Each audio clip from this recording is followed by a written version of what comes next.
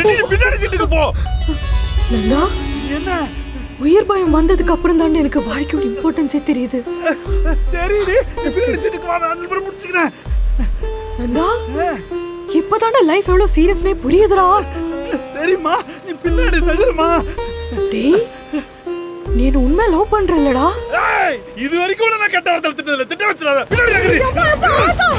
ஏய், என்ன திருப்பி போட்டு கட்டி வச்சிருக்க, அசையவே மாட்டேங்குது.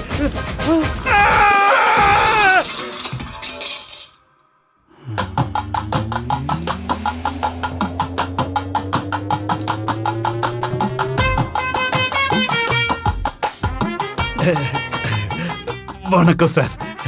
குடிச்சிருக்கேடா நீ?